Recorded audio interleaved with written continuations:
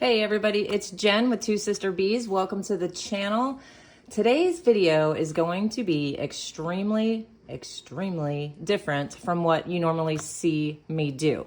I went back and forth a little bit and spoke to April about it as well on whether or not I should share such a personal part of my life on the channel. And after some discussion, I've decided to go ahead and let you guys know what has been going on. And the reason that I've decided to share this with you guys is I'm hoping that giving some true transparency and honestly some human connection with you guys will hopefully send out the message that no matter how much somebody looks like they've got it all together, there's stuff going on behind the scenes, and that we all have stuff going on that could literally turn your life upside down, but there is a way to get through it. I want to share with you guys not only my current trial in life, but how I'm getting through it and how I'm going to continue to get through it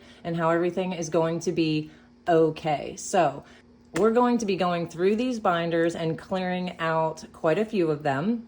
This was the cache that I was going to stuff this past Friday, and that is not happening. And we're gonna get a little personal today. So if you wanna find out what's been going on and why I'm going to be unstuffing a lot of these envelopes, let's get started. So your fun, lighthearted girl has been going through quite an ordeal, and honestly it's been going on for the last couple of years. I have a younger daughter. She is 20 years old, and unfortunately she has been battling an eating disorder. She was pretty good at hiding it for the first few years, and then at the age of 18 she did finally come forward, thank God, and let me know that she had been struggling pretty intensely with anorexia. Once I found out, obviously I went into fix-it mode. I needed to save her from the eating disorder. I thought that I could fix it for her, and that is just not the case. It is the most complex disorder on the planet. And 3 weeks ago, she was in a residential treatment center and called because the center was releasing her, discharging her. So after speaking with the staff, they advised me that my daughter actually needed a higher level of care, which is the highest level of care available to someone with an eating disorder, and that is hospital inpatient treatment.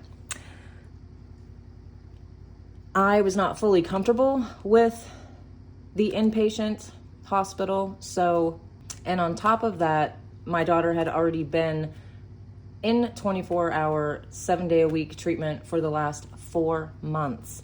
So with that being said, I went against medical advice and I brought her home. I wanted to see if being home would help her. I contacted a PCP that also dealt with depression. I contacted a nutritionist to help us with the food. We had counselors, psychiatrists, a list of professionals to try to help us get through this. Fast forward 3 weeks to last week, and it became very clear to me that my daughter was not ready to be home, and there was nothing that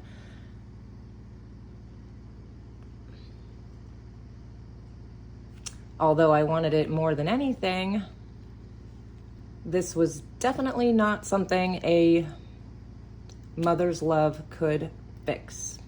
So I found another treatment center,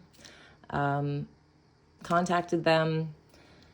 They did have an immediate opening, which is honestly kind of rare. A lot of times these places have very long waiting lists, which should tell you how rampant eating disorders have become. So after long conversations, and that's a nice word for them, they were more intense than that, but we finally did get my daughter to agree to go to treatment. So this past Monday, 2 days ago, today is Wednesday, I flew out with her, and we've got her in treatment, and we're hoping that this facility will be different from the others. It's all we can do is hope for the best and continue to support her and let her know that we're here for her, even though she doesn't feel that way currently. I'm not telling you guys this to make you feel bad or gain sympathy or anything along those lines. I'm actually sharing this with everyone to do a few things. One is to put out there the message that April and I try to send almost in every video for you guys, that you are not alone. No matter if it's a medical emergency, a job loss, elderly parents that need your help. There are so many different reasons why a family will fall into a financial distress. And in the end, it really is how you deal with it. I have had one of the hardest weeks this past week that I've ever had in my life. It was quite the emotional roller coaster, and today is no different. However, Jason and I are picking up the pieces of the tornado that just left our home.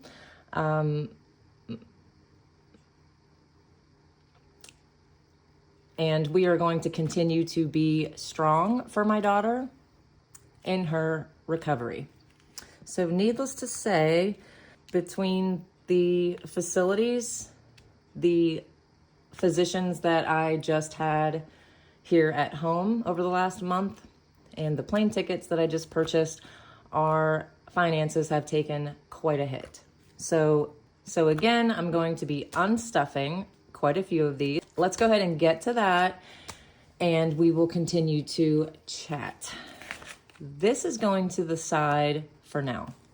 So I had just put the video on pause, and while I was collecting my thoughts, I really want to stress to you guys that comparing ourselves to other people, whether it be someone that you know or someone that you see on the internet, Instagram, social media, whatever, even here on YouTube, it is just not a sustainable way to live. I think we've all heard before about how, before the internet, we only had our own communities or our own families to compare ourselves to. It was just your neighborhood or just your school. And now with social media, we are comparing ourselves to the entire world. And that is something that I think we all need to just let go of. I'm guilty of it. It's very hard not to compare yourself to someone you see vacationing every other month, or someone that is a fitness model and they post videos of themselves working out, or someone that makes the healthiest meals 3 times a day. It's very hard not to compare ourselves to these unattainable levels. But self-love and self-care are so important, you guys. We have to really start to just prioritize our mental health, our physical health, our families, our children, and try to keep it simple. We can't do everything all the time for everyone. It's just not gonna work, and you're just gonna burn yourself out. So I'll stop there, and I hope that you guys can maybe self-reflect and take it down a few notches, relax. Try to focus on things that you can take care of and things that you are able to make a change. in your life and not press so hard. Take it step by step and do your best. That's all you can do. So let's get into these binders and take out a good bit of cash. With paying for another center to start care and the plane tickets, that was a lot. So I'm going to go through these binders and see where I can recoup some of that money. My credit card, if you've watched me before, you know that I am currently debt-free, except for one debt that we have been paying off, and that is our RV. But other than that, we have been debt-free. My credit card took a mega hit. So the goal here is to take some of this cash out of these envelopes that might not be needed right this second in that envelope and put it towards the credit card to avoid that interest. Plus, I just don't want it to get up any higher than it already is. The number is over $8,000 and it's starting to make my head hurt. So let's get started with seeing where we can take some cash out. Husband is already empty. Jolene, I'm not going to. Uhtred does have $450 in his envelope. He's also been neglected a little bit throughout this ordeal the last couple weeks. He was supposed to go to the vet a couple weeks ago. He was supposed to go again tomorrow. I had to reschedule. I think his visit is going to cost in the $250 range. So I'm actually going to take $200 back from Uhtred. And I think this will be enough to cover his visit next week. So I am going to mark on the back of these that I'm taking this money out so I don't get confused. Uhtred training has $50 in it. I am going to leave that alone because he is still going to start his training. Kid credit. I am clearing this one out. They have $250 in here, and the answer to kid credit moving forward is going to just be a big fat no for a little while. Next is takeout. This is a whole other conversation I wanted to have with you guys. This past week, I did not go to the grocery store at all, and I was so overwhelmed with everything that's been going on that we DoorDashed sometimes twice a day. The amount of money that DoorDash has gotten from me this past week is astronomical. So there's only $3 in there now anyway, so we're leaving that alone. I'm leaving Big Give alone. Getaways, I'm also leaving alone because guess what? If anybody needs a getaway right now, it's me and Jason. So we're going to leave that alone. There's only $50 in there. Clothes, I have $76 in here. I am taking all of this out. So this is empty. And my bougie envelope has a $93, and I'm gonna leave that alone for now. And let's move on.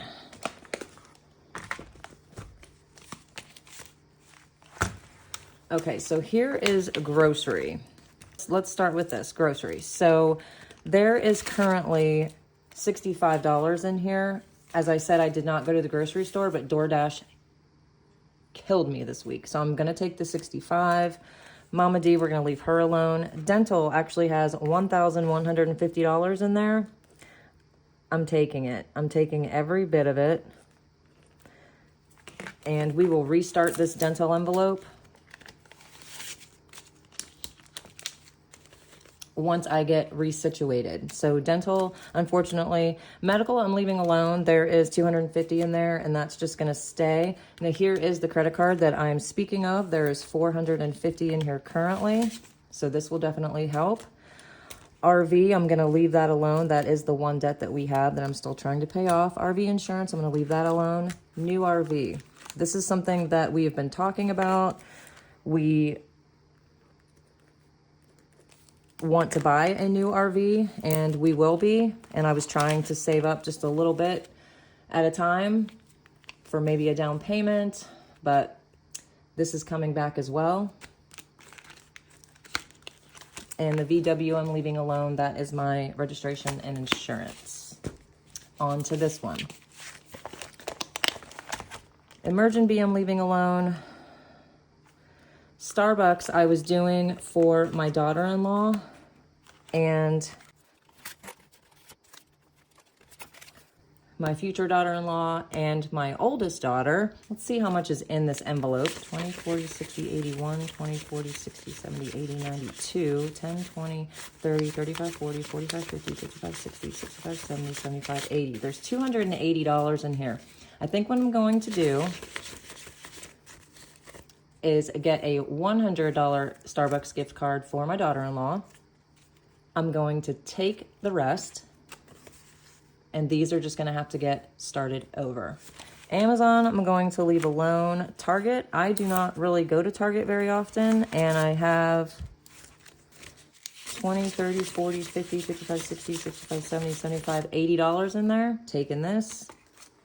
The $1 and $5 challenges, I'm gonna leave those alone. So I'm gonna put Sam's $100 aside. Her birthday is in 2 days. And I do not have her gift ready to go, but I'm gonna do that today. And I'm sure she'll understand that it's a little bit late. So we'll put that to the side for Sam. And let's see what I've got that can go towards that credit card.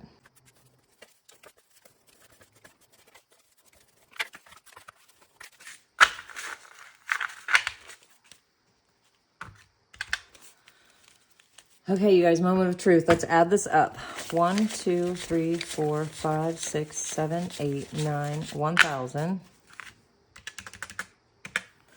1, 2, 3, 4, 5, 6. 100, 200, 300, 400, 500, 600, 700, 800, 900, 950. And my brain is a mush right now, so I'm gonna recount that to make sure that I counted it correctly.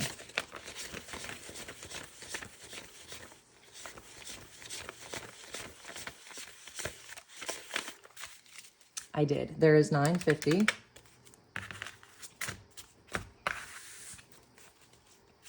20, 40, 60, 81, 20, 40, 60, 82, 20, 40, 60, 83, 20, 40, 60, 84, 20, 40, 60, 10, 20, 30, 40, 50, 60, 70, 80, 90, 100, 10, 20, 30, 40, 50, 60, 70, 80, 5, 10, 15, 20, 25, 30, 35, 40, 45, 50, 55, 60, 65, 70, 75, 80, 85, 90, 95, 100, 5, 10, 15, 20, 25, 30, 31.